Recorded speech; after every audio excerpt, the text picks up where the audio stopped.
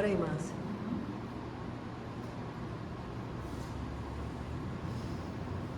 Boa tarde a todos. Que a paz do Divino Mestre nos envolva, a nós aqui encarnados e aos nossos irmãos desencarnados junto a nós aqui na Casa de Francisco de Assis, mais uma oportunidade de aqui estarmos em mais uma reunião em torno da mensagem do Cristo através da doutrina espírita na nossa vida. Que Jesus nos abençoe, todos nós aqui e aqueles que irão nos assistir pela internet, que todos nós possamos estar em vibrações de paz, de harmonia, de fraternidade. Pelo livro Caminho, Verdade e Vida, a leitura de humanização desta tarde pelo Espírito Emmanuel, através da psicografia de Francisco Cândido Xavier, a mensagem desta tarde, de item 99, prometer. Prometendo-lhes liberdade, sendo eles mesmos servos da corrupção. Isso está na segunda carta de Pedro, capítulo 2, versículo 19. É indispensável desconfiar de todas as promessas de facilidade sobre o mundo. Jesus, que podia abrir os mais vastos horizontes aos olhos assombrados da criatura, prometeu-lhe a cruz, sem a qual não poderia afastar-se da terra para colocar-se ao seu encontro. Em toda parte, existem discípulos descuidados que aceitam o logro de aventureiros inconscientes. É que ainda não aprenderam a lição viva do trabalho próprio a que foram chamados para desenvolver atividade particular.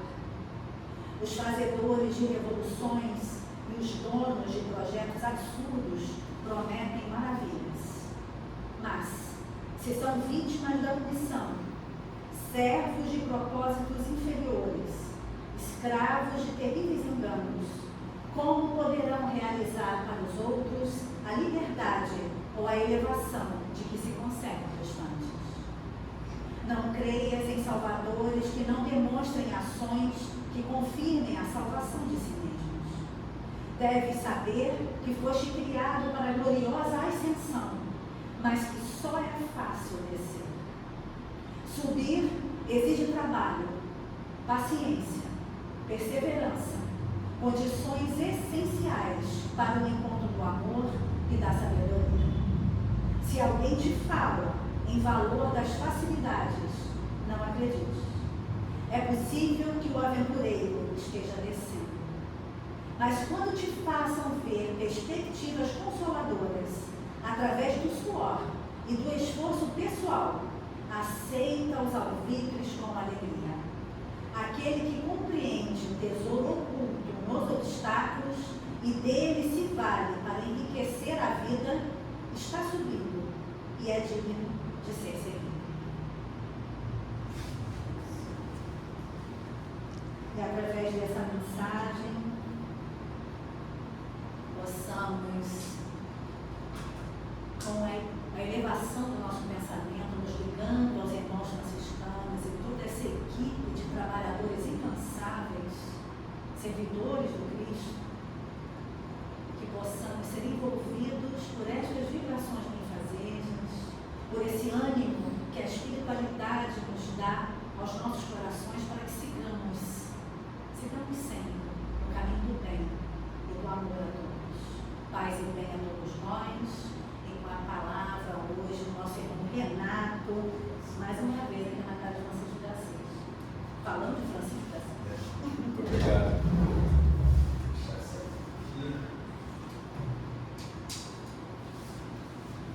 Boa tarde a todos. Agradeço a casa por essa oportunidade de trocar, compartilhar alguma coisinha aqui com vocês. Tá? Nosso tema de hoje é Francisco de Assis e o Evangelho do Cristo. É o olhar de Francisco no Evangelho para as virtudes cristãs. Tá bom? Então aqui, bom, esse avisozinho, acho que está aí nas paredes da casa, falando sobre que nesse ano aqui estão se completando 800 anos do desencarne de Francisco de Assis. Tá?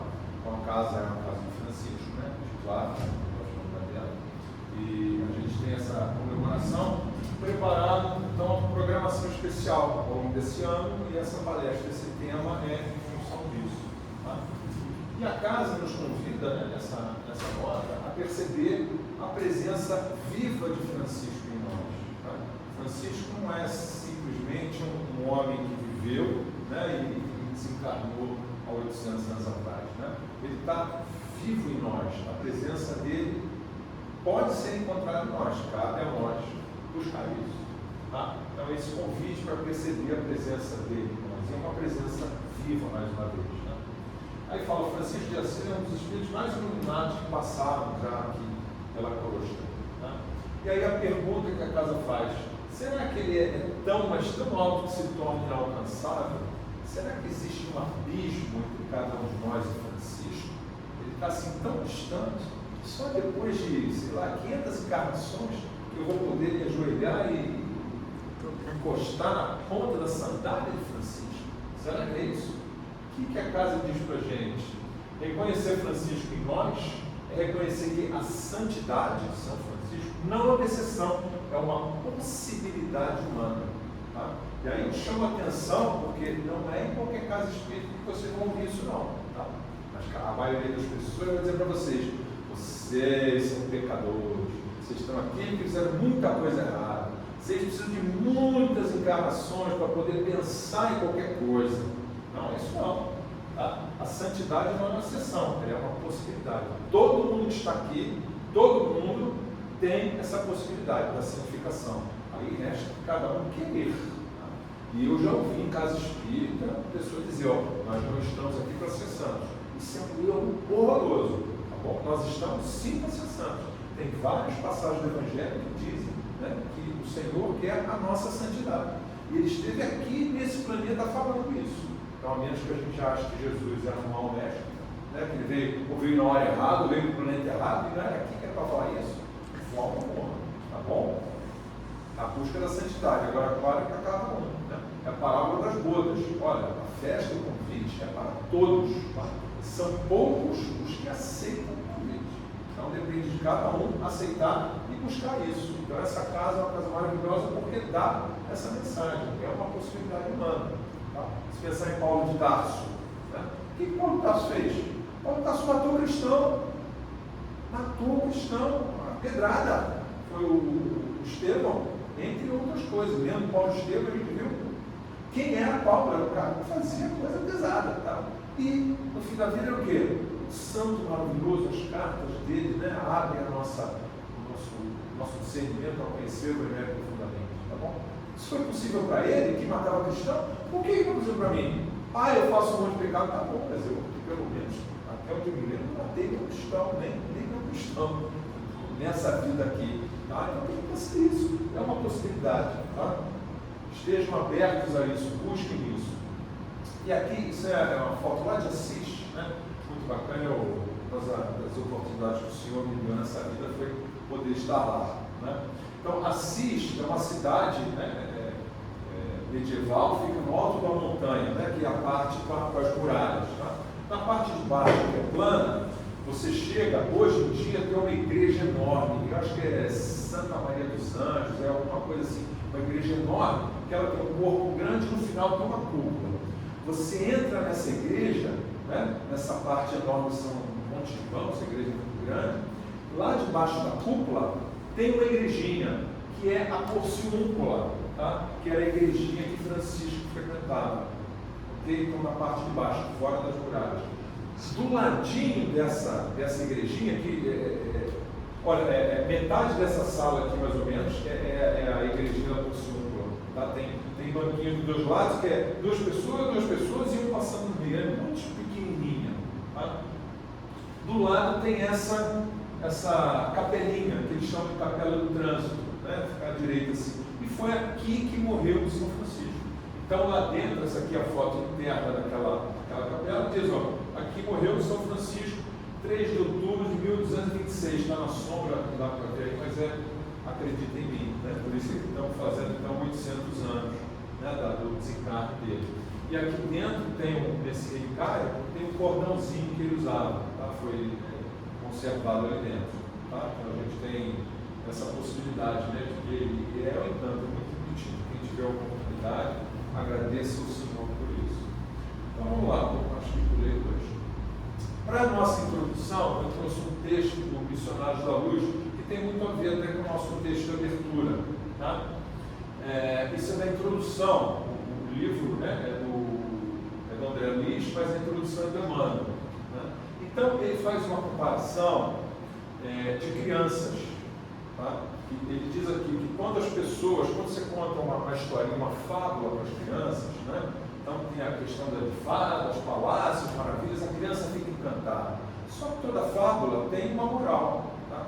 E quando você vai falar dessa moral para as crianças, o cérebro da criança modifica, a mente infantil fica cansada, porque né, ela não quer ouvir falar de trabalhos e responsabilidades. Depois ele traz para nós, adultos, tá? Que a gente tende a ter o mesmo comportamento. Tá? Ele diz, quando os espíritos sábios e benevolentes trazem, né, a visão celeste, então o espiritualidade vem dizer, né, fala de nosso lar, fala de outros planos, tudo bacana, tudo legal, a gente se encanta.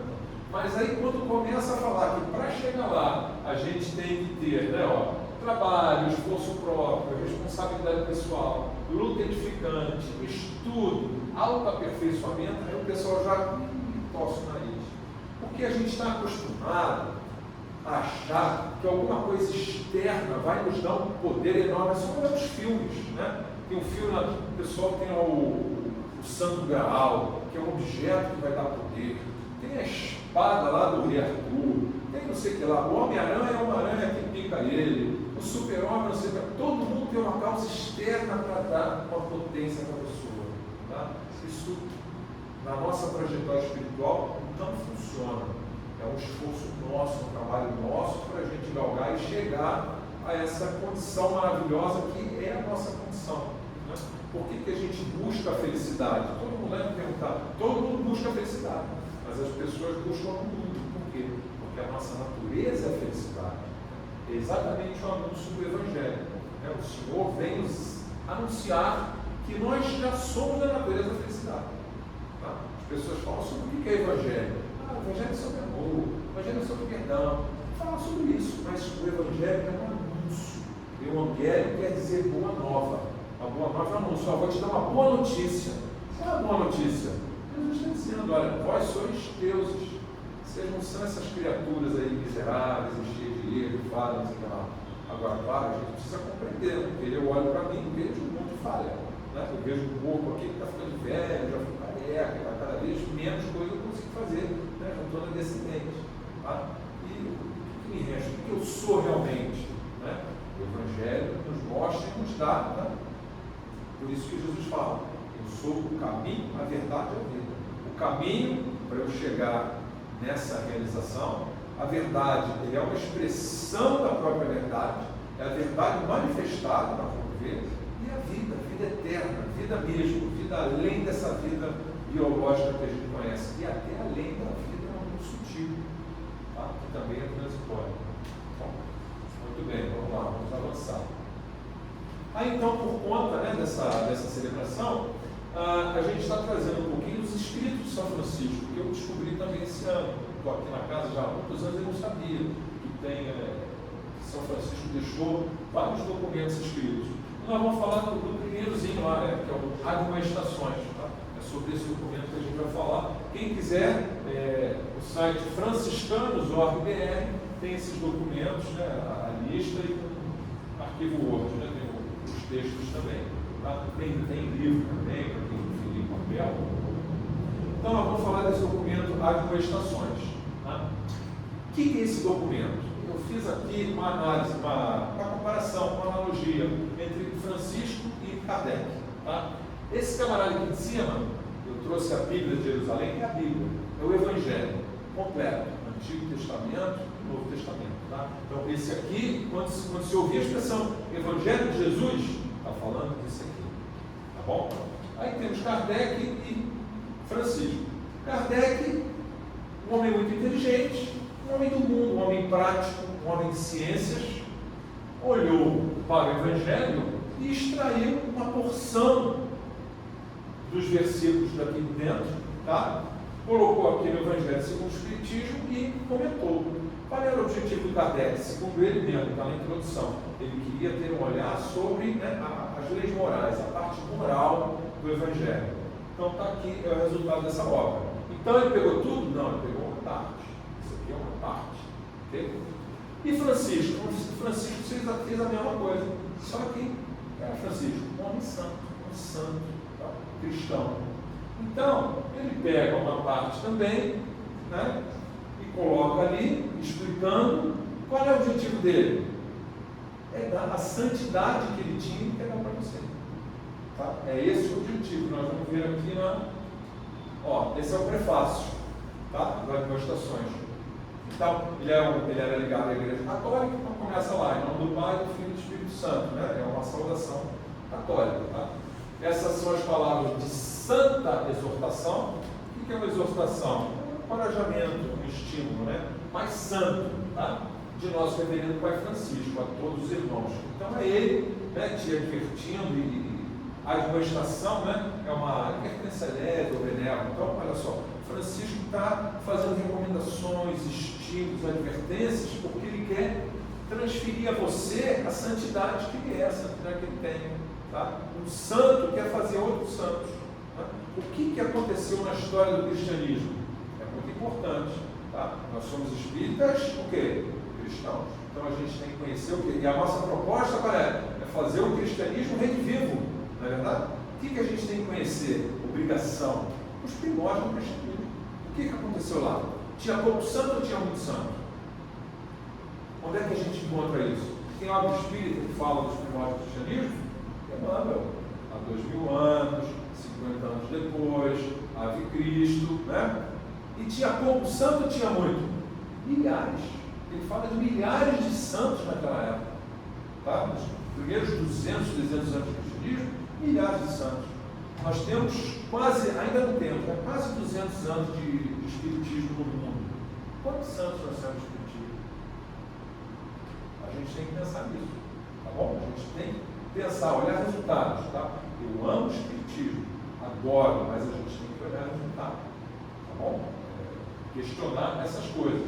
E é isso que Francisco quer, porque, né? O que aconteceu nos primórdios, voltando a fita aqui, Jesus, o próprio Senhor manifestado, formou os discípulos, o que? Santos, né? Para quem leu em Atos, né? Tem o Pentecostes, desce sobre eles o Espírito, estão todos iluminados e santificados. O que eles fazem?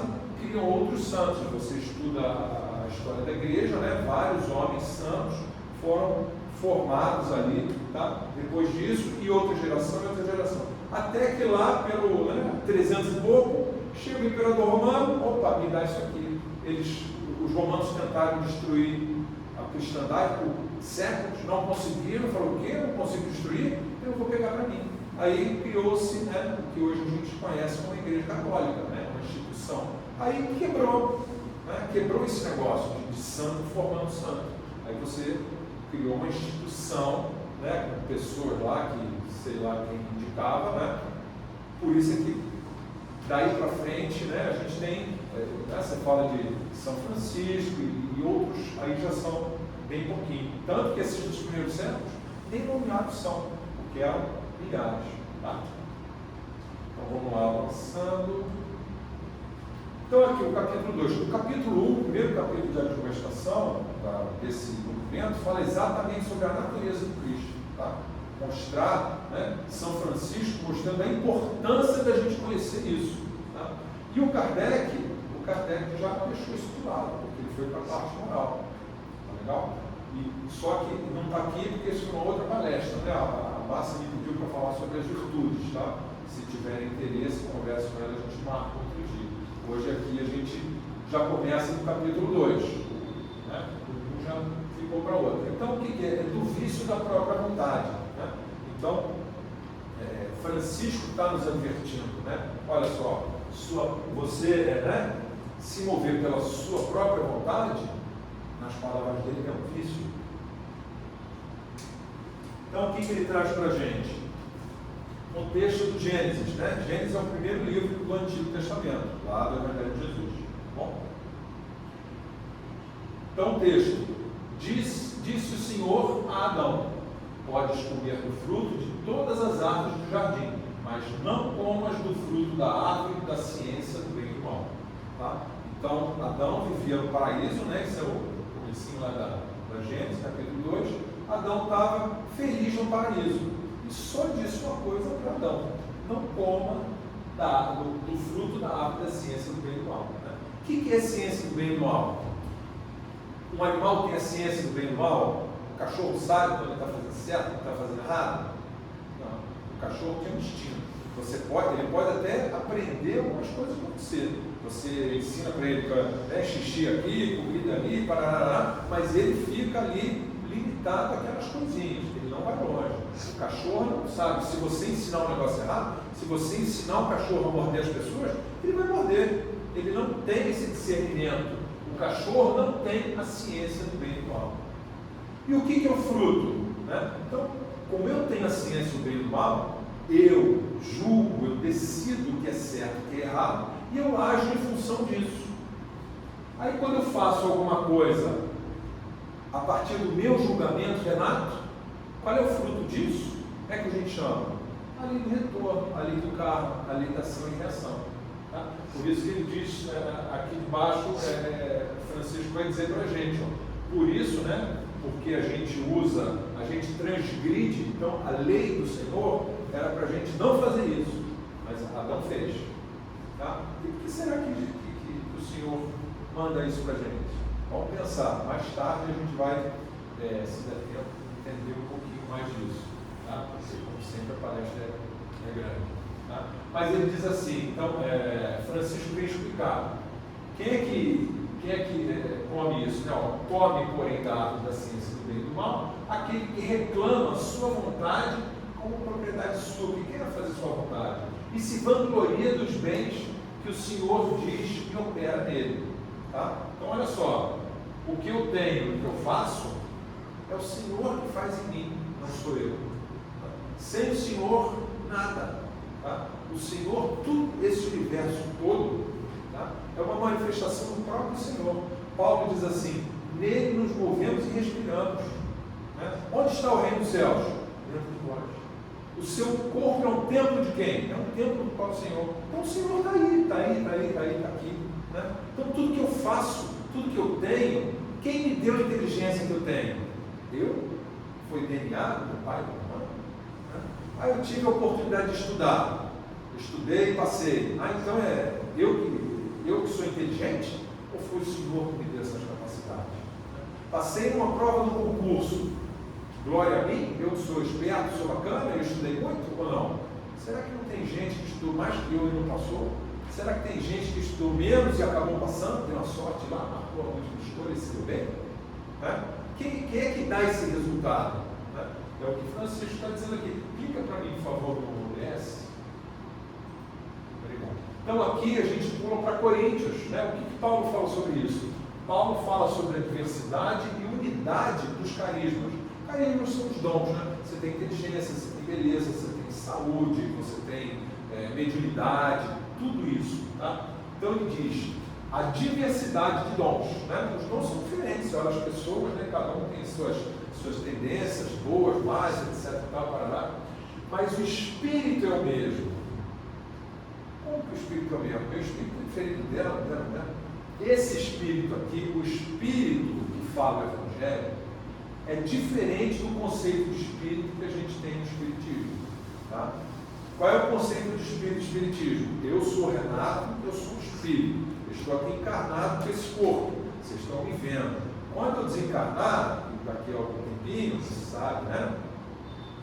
Eu vou continuar no Espírito, vou continuar tendo um corpo, só que sutil, aí vocês não vão mais me ver. Se eu vier aqui na casa desencarnado, vocês não vão me ver, só quem tiver evidência que vai conseguir me enxergar. E deve ter, inclusive, um grande topete, tá? O meu topete, eu não estou careca não, é só sutilizou.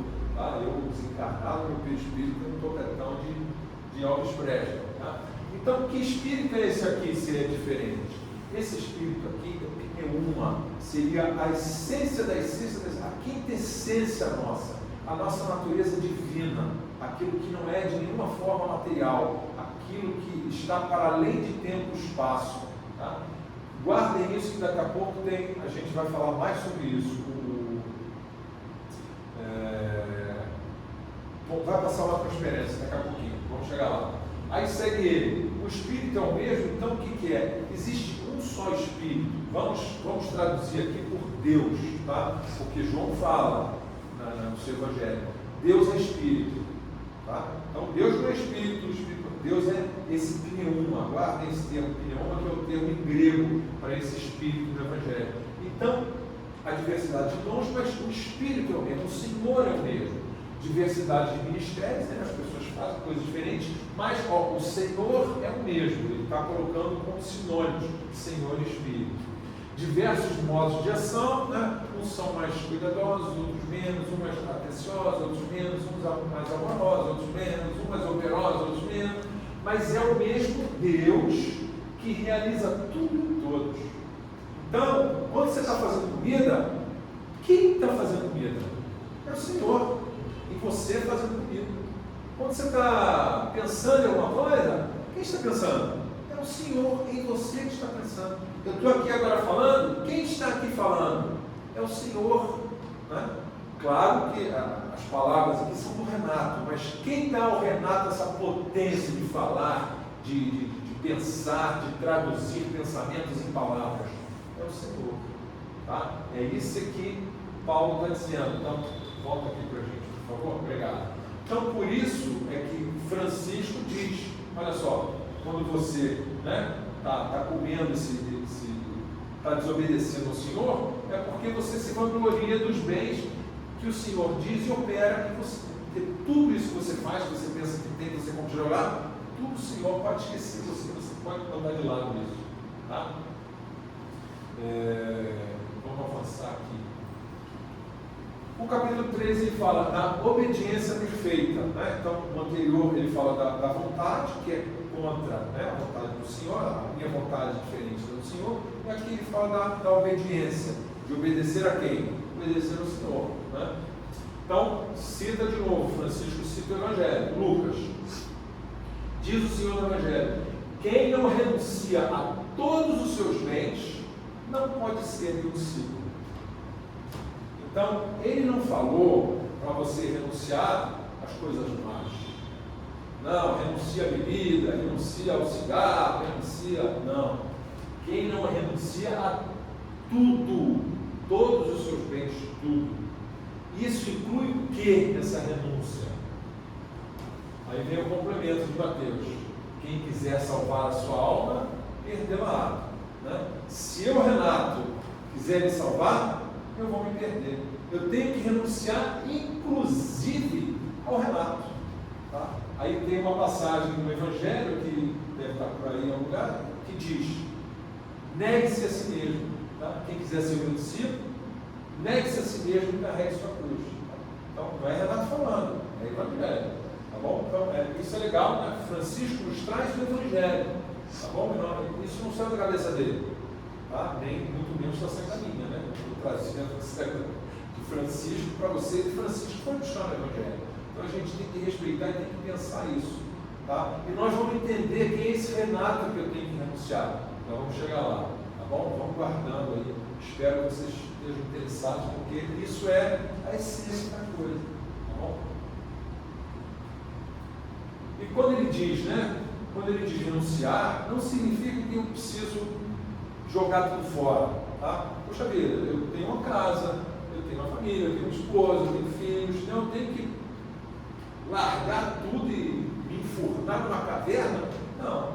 Renunciar significa: saiba que isso é do Senhor que te concedeu.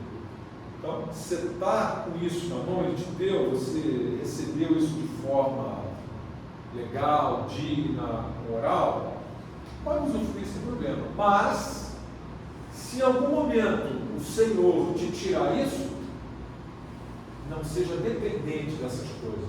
Tá? O que nos prende nesse mundo é a nossa dependência, o nosso apego. Então isso aqui no fundo, esse renuncie, está dizendo: olha, não tem apego nada. Então eu não posso amar ninguém, meus filhos? Não, ame, Mas amar é diferente de se apegar. Né? Se eu amo, eu quero o bem da criatura. Não necessariamente ele está aqui, ele tem que estar comigo abraçado, né? Junto de mim, mas está bem. Ele está bem nos braços do Senhor, não no meu. Tá? Então o amor permanece. Né? Mas até essa condição de vida, a gente sabe, careca de saber pelo Espiritismo, que é transitória. Né? Quem lê o Nosso Lar com cuidado, vê que o André Luiz, quando encontra com a mãe dele, e já vai começar o mimimi, a mãe dele fala: pera lá, eu gostaria muito de retroceder lá na terra, de fazer carinho com sua mãe, mas não posso mais voltar a essa situação. Nós somos filhos do Senhor. Então ela já se coloca numa posição de irmã dele, somos todos filhos. Entendeu? Então esse negócio de pai, de mãe, de esposa, não sei o que, até com inimigo. Isso tudo cai por terra, tudo isso é transitório. Tá? Então renunciar é exatamente você abrir mão desses apegos. Né? Claro, você ama, continue amando, não tem nenhum problema. A questão é só o apego. Né? O André Luiz aprendeu isso quando voltou para a casa dele, né? No finalzinho do Nosso Lar. Ele chega lá, ele foi para onde? O que tinha na mente dele? E ele sofre por causa disso. Né? O André Luiz volta para casa, ele achava que a casa era dele, que a esposa era dele, que os filhos eram dele. Aí ele chega na casa e ele está bem, ele chega lá, né, ele está ansioso, ele está, né, parece um adolescente quando ele está chegando na casa dele, depois de tanto tempo que ele queria e o pessoal segurava, finalmente o Clarence deixou. Então ele vai, coração aos pulos, quando ele chega lá, a casa não é mais dele, a esposa não é mais dele, já casou com outro, os filhos nem se lembram dele, e a esposa, né, tirou qualquer coisa que lembrasse, e ele nem gosta que fale o nome dele na casa. Tá?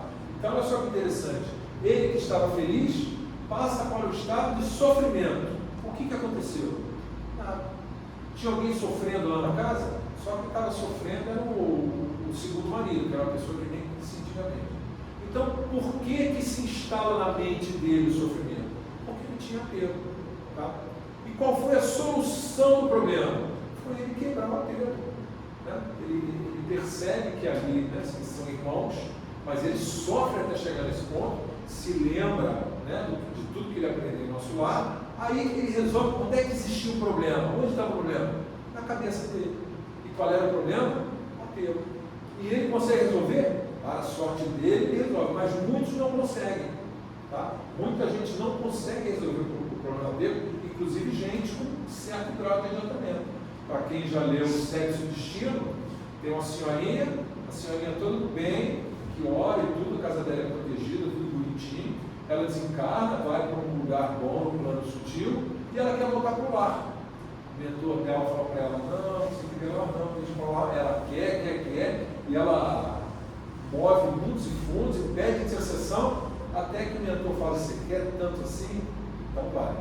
Aí ela chega no lar dela, está tudo destruído, tudo devia ser uma pessoa de posses, porque diz que os empregados levaram as coisas dela, o marido dela está lá numa situação de doença, assim que ela demencia. Uma senhorinha do bem, não era uma pessoa ignorante, não era um espírito ignorante. Uma pessoa do bem, ela demencia, cai deitada na sala da casa dela, desencarnada. Né? Como se fosse uma segunda morte. Né? Tá? Porque já estava morta, não podia morrer de novo, mas ela demencia e tem que ser levada para o tempo. O que é isso? Apego. Era uma senhorinha do bem. Então, é isso que Francisco está nos alertando aqui. Tá? Aí ele vai pular essa parte, porque ele fala da condição do prelado, né? E volta àquela questão que eu coloquei aqui antigamente. Tá? Que Francisco, né, ele vem restituir, né, a igreja nos seus primórdios também. Ele também tem essa ideia, porque, né, ele ouve Francisco reconstrói a minha igreja. E ele inicialmente acha que era na pedra, ele vai lá, né, a igrejinha caidinha, que é lá o Porciúnculo, exatamente. Tá? Mas aí ele percebe que não é isso, é a igreja enquanto, né, inclusive o termo igreja vem de igreja, significa comunidade. A gente ouve a palavra igreja, a gente pensa no prédio ou associa à instituição.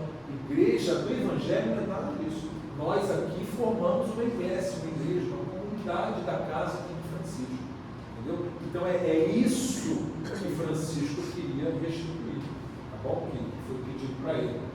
Então, o que tinha, ele fala então do prelado, né? Porque, claro, ele, um homem santo, santificava, ensinava seus seguidores, e desses que ele reconhecia avançados no caminho, tinha o papel de prelado. Então, ele está dizendo que os iniciantes tinham que obedecer a esse prelado, ao homem santo. Ele tenta, então, restabelecer o que tinha nos primeiros séculos de cristianismo, né? De homens santos formando homens santos.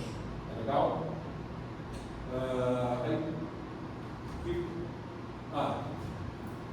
Aí aqui, novamente, Paulo em Filipenses, porque ele está falando de obediência. Tá? Então, Paulo diz assim: tende em vós o mesmo sentimento de Cristo Jesus. O mesmo, olha só. Então, se é possível, se Paulo fala isso, é porque é possível para nós termos o mesmo sentimento de Cristo Jesus. Tá? Aí, ele fala aqui de Jesus. Ele tinha condição divina, é o próprio Senhor. Não considerou ser igual a Deus, ficar nessa postura de Deus, né? Como algo a que se apegasse ansiosamente. Então, não tinha nem esse apego a essa situação. Esvaziou-se de si mesmo, né? Humilhou-se, assumiu a condição de servo, de servidor, tomando a semelhança humana, ele veio até nós na posição de servo, de servidor, não de Deus. Ele não entrou aqui, eu sou Deus de todo o universo, não. Ele veio na mesma condição nossa, para nos servir, tá? E achado em figura de homem, né? Humilhou-se no sentido de humilhou-se e foi obediente até a morte e morte na cruz. Então, olha só o nível da obediência, tá? Jesus permitiu, se deixou crucificar. Tá? O Evangelho conta várias vezes que tentaram pegá-lo e ele subiu na multidão. Claro que ele tinha esse poder todo mais. Né? Quando os guardas vão aprendê-lo, ele se entrega, não são eles que prendem. Quando ele está na cruz, ele não morre, ele entrega ao Espírito. Tá? Porque ele é o próprio Senhor, estava no comando de tudo. Okay? Quando eu digo ele é o próprio Senhor, baseado no Evangelho, aquele capítulo 1 que a gente pulou. Tá bom? O Evangelho nos diz isso. Então, essa é a obediência do cristão. Inclusive, a chegar ao ponto de entregar a sua vida. Né? Ele falou lá, aquele que quiser salvar a sua vida, perdê-la-á. Né? Se a sua vida física for mais importante do que o reino dos céus, você perde o reino dos céus. Legal? Obrigado. Aí dá uma Aí, deixa eu ver se eu passei demais. Capítulo 4, que ninguém considere como propriedade sua um cargo de prelado. Né? Aí ele falou para as pessoas obedecerem esse prelado, uma pessoa da hierarquia ali dentro do grupo de franciscanos. E aí ele fala também para o prelado, para esse que tem essa autoridade. Né? Ó, exatamente o que eu falei para vocês. Jesus dizendo, não vim para ser servido, mas para servir, o complemento que a gente acabou de ver. Tá? O Senhor, o próprio Senhor, tomou um corpo de carne e veio para nos servir. E eu vou querer ser servido? Não é ruim. Tá? A gente tem que prestar atenção nisso. Tá? E o que acontece com a maioria das pessoas no mundo? Querem ser servidos. Né? O cara quer ganhar dinheiro para ter empregado, ele quer virar gerente para poder mandar em todo mundo, ele quer, né, fazer e acontecer. Tá bom? Então, Jesus diz, ó, você quer ser o primeiro? Seja o último, seja o servidor de todos. Tá? Daí, Francisco explica, né, esses que estão constituídos sobre os outros, no sentido de ter autoridade sobre os outros, não se vangloriem dessa superioridade, né, mais do que se estivessem encarregados de lavar os pés aos irmãos. Então, humilde-se, né, considere-se o menor dos servos sempre. Vamos seguir. Então, a gente está vendo aqui, né, Francisco quer a santidade daqueles que o seguem. Tá? Francisco quer preparar a gente para ir para o nosso lar? Não. De forma alguma. Nosso lar é um lugar bacana, né? Mas o que o próprio livro diz? Ele diz lá, nosso lar não é uma colônia de espíritos propriamente vencedores. A turma que chega lá, a grande maioria, passou por onde antes? passou pelo umbral. Tá? O André Luiz passou pelo umbral, outros lá na sua que conta a historinha, a turma passa pelo umbral, mesmo que pouquinho, mas pinga lá. Tá? Francisco nos prepara para a santidade, para o reino dos céus. Tá bom? Nosso lar é o primeiro degrauzinho aqui. Francisco está. Né? Você está mirando ali no Pão de Açúcar, Francisco está te apontando para o sol. É mais ou menos assim. Tá? E é isso que o Evangelho nos traz. Legal? A gente precisa prestar atenção com essas dicas para a gente ter uma noção de perspectiva das coisas. Tá? Francisco quer a sua santidade. Aí você tem que querer também, claro. Né? Aí aqui ele diz, né? Para que ninguém se ensoberbeça, mas antes se glorie na cruz do Senhor. Né? Que a cruz é um símbolo de santidade, mas também de sofrimento, de tribulações. Tá? A gente sabe que esse caminho não é fácil. Tá bom? O cristão não é mentiroso. E o próprio Senhor, o que Jesus falou? Nesse mundo tereis tribulações. Tá bom? Então, quem quer se juntar, quem quer ser cristão, ou se juntar a qualquer religião, até outro lugar para ter uma vida boa, uma vida mansa, sinto muito. Pode esquecer que não é esse o objetivo. O objetivo é de colocar no reino do céu. Tá? Então, se o Senhor precisar puxar a sua orelha, te dar uma dor de barriga, e se deixar careca, o que tiver que fazer, ele vai fazer para você entrar no reino dos céus. Ele não vai te dar vida boa, não. Não é esse o objetivo. Tá? Então ele diz, aqui é Francisco dizendo, né? Considera o homem, né, a que excelência te levou o Senhor? A que ponto o Senhor te levou? Não, o Senhor te levou. Criando-te e formando-te segundo o corpo. Você, segundo o corpo, ele te criou a imagem de seu dileto filho, Jesus. Nós somos criados, né? A imagem física. E segundo o Espírito neuma, a sua própria semelhança. Então, nós somos criados, segundo o Espírito, a própria semelhança do Senhor. Clica aqui, por favor, aqui, que é o slide que eu falei para vocês, que era do... Alguma coisa... Peraí, deixa eu botar aqui.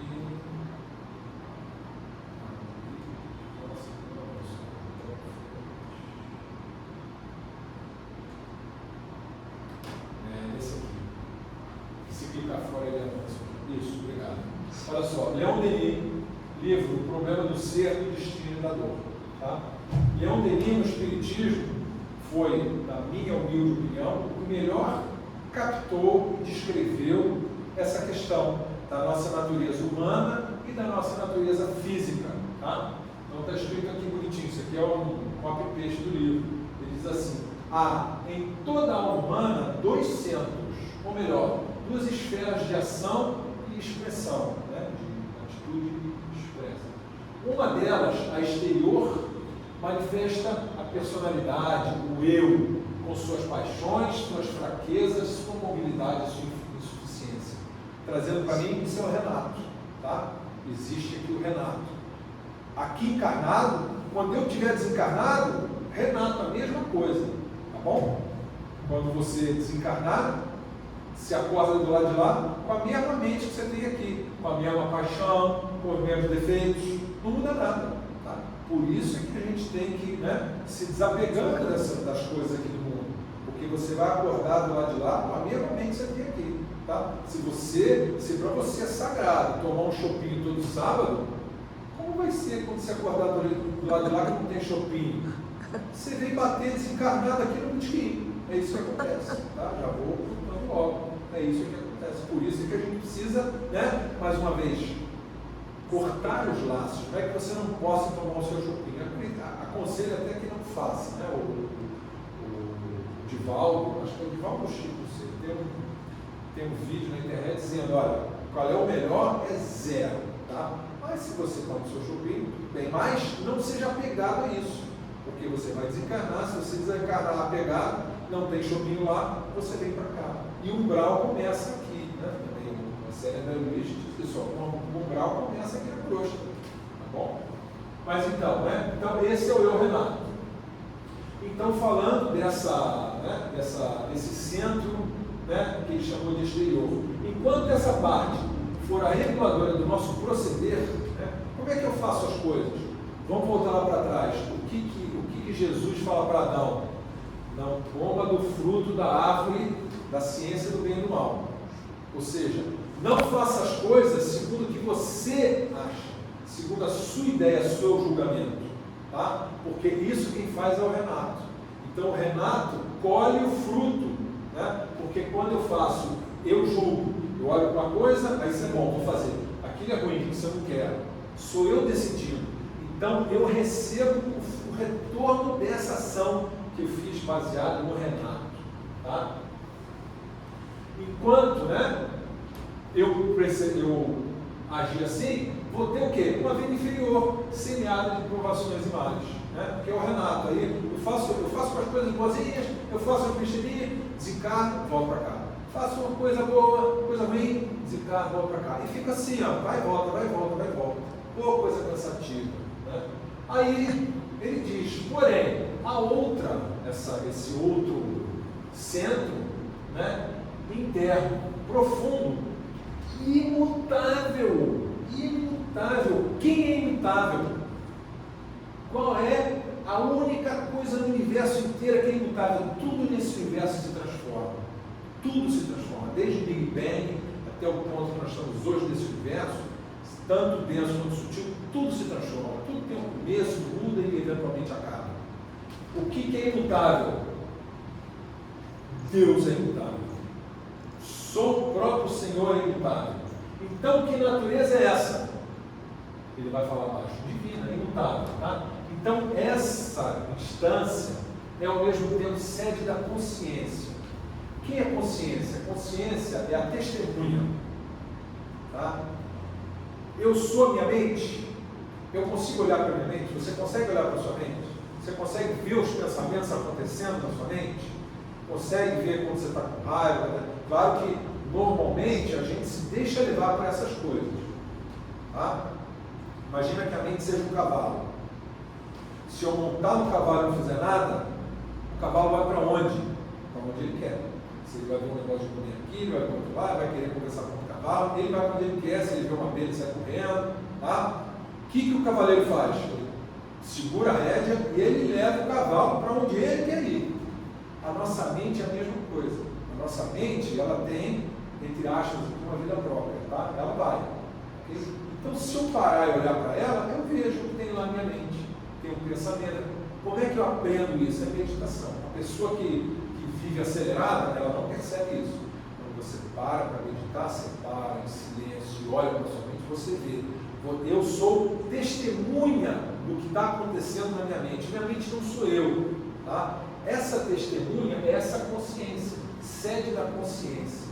É o que eu realmente sou, diferente da minha mente. Porque essa é imutável. A minha mente muda? A minha mente é a mesma sempre? Não. Só olhando para essa vida aqui, quando eu era criança, quando eu era adolescente, meus primeiros anos de adulto, agora, a mente muda. Né? A mente não é imutável, a mente não é o que eu sou, essa essência interna. Tá? E essa, voltando, né? Essa consciência, sede da consciência, fonte da vida espiritual, esse espiritual desse pneuma não é fonte da vida em geral, vamos pensar assim, tá? Não é espiritual no mundo sutil, não. Templo de Deus em nós. Olha aí, achou. Você queria achar quem era o Senhor em você? É isso. Esse é o Senhor em você. Esse é o Reino do Céu. Essa é a sua natureza divina. Tá?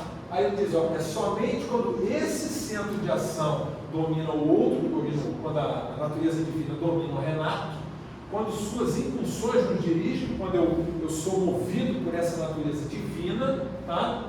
Que se revelam nossas potências ocultas, e que o Espírito, esse pneuma do Evangelho, que eu falei para vocês, esse pneuma fui eu que coloquei, tá? Mas é o que se depreende daqui, pelo menos é o que eu entendo, tá?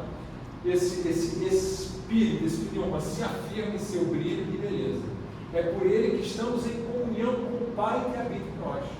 Essa comunhão aqui, isso é fé, tá? Quando vocês lerem fé no Evangelho, Isso é fé, essa comunhão. É você percebendo o Pai em você, você é um com Ele. Aí você sabe o quê? Você sabe a vontade dele. E você faz o quê? A vontade dele, não faz a sua. Percebe por que Deus falou para Adão, não coma da árvore? É esse o simbolismo que tem ali. Tá? Que, claro, isso é simbólico. Tá bom? É uma figura simbólica. Mas é o ensinamento que tem ali. O Evangelho todo, Jesus está nos indicando a nossa natureza divina. Quando ele fala sede perfeitos, é perfeito como o sol, perfeito como a pétala de uma rosa, perfeito como um brilhante.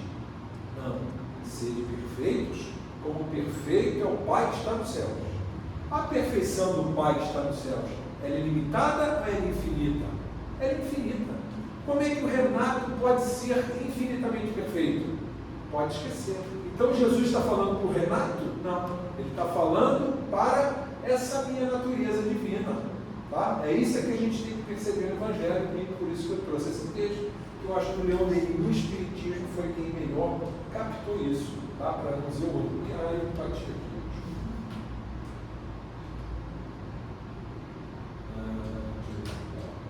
Isso. Tá? Aí segue. Então a comunhão, né? Essa instância interna e comunhão com o Pai que habita em nós, segundo as palavras do Cristo. Tá? Obrigado. Com o Pai, que é o foco de todo o amor. Olha só. Paulo fala nas cartas dele que o amor, né? O amor é fruto do Espírito pneuma. Tá? Então, quando Jesus fala amai os inimigos, não é o Renato que vai amar o inimigo, nunca. Ele está de novo me mostrando. É o pneuma que você tem que expressar. Você tem que expressar essa natureza divina e não esse Renato limitado que você acha que é, você é confundido com ele. Essa nossa natureza humana é um instrumento divino? Sim. Nos foi dado pelo Senhor? Sim. Mas nós já chegamos num ponto onde a gente precisa ir para além dele. Por isso que no Evangelho tem um termo que é traduzido por João Batista, quando vai anunciar o reino, ele fala assim, arrependei-vos. Tá? A palavra em grego é metanoia. Meta, além, noiamente. Então ele está dizendo, vá para além da mente. Isso aqui que o Evangelho está mostrando, está para além da sua mente. É exatamente essa consciência que olha para a sua mente. Tá? Isso é o que a gente tem que buscar. Tá bom? E aí ele fala, né, aí segue, né, pelo centro externo, eu me perpetuo nos mundos materiais, onde tudo é inferioridade, certeza e dor. Pelo interno, eu tenho entrado no mundo celeste, no reino dos céus, onde tudo é paz, serenidade, grandeza. Tá? Somente pela manifestação crescente do Espírito Divino em nós, chegaremos a vencer esse eu egoísta. Por que o eu egoísta? Essa palavra egoísta não é nem no sentido pejorativo, é no sentido normal, porque o ego ele é uma estrutura autocentrada e é feito para ser assim mesmo. Eu tenho que primeiro me perceber o Renato, para depois perceber o que eu sou realmente. Imagina um oceano, né? Ele sabe que ele é formado de gotas, cada gotinha lá dentro sabe que é uma gotinha. Não, você tem ali o oceano. Imagina que você entra no oceano, estou de água até aqui, tudo oceano. Aí eu encosto assim, o dedo na superfície, levanto, o que vem no meu dedo aqui? Uma gotinha. Aí a gotinha, eu sou uma gotinha. Ela é o oceano, eu sou uma gotinha. Qual é o trabalho dessa gotinha agora? É saber que, né, ir para além dessa percepção de que é uma gotinha. Na verdade, ela é quem? Ela é o oceano. Porque eu tirei ela da água, ela não deixou de ser oceano. Tá? Então, eu, por ter essa estrutura humana, né, que eu chamo de Renato, que eu conheço como Renato, eu não deixo de ser a natureza divina. E o Evangelho exatamente me diz, olha só, você é consciência divina, né? O Espiritismo nos fala, a gente avança pelos reinos, né? Material, vegetal, animal e hominal. Tá? Você já passou por isso tudo, você já está no final dessa caminhada, já está na hora de perceber que você é consciência divina. É o fim da história. Então a gente já está no fim desse funil. Tá bom? É isso que, né, um santo quer nos informar. Tá bom? Tinha outras coisas, o documento é bem maior, mas, né, desculpa, eu sou um cara que não sei sintetizar as coisas, mas espero que tenha trazido uma lição que, né, vem de Francisco para vocês, tá bom? Obrigado, fiquem com Deus.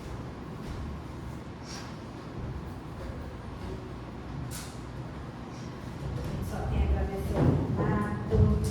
Se deixar, a gente fica aqui até meia-noite, ouvindo o Renato falar de Francisco com o Evangelho. A gente só tem a agradecer por mais essa tarde, todos nós aqui, encarnados e desencarnados, né?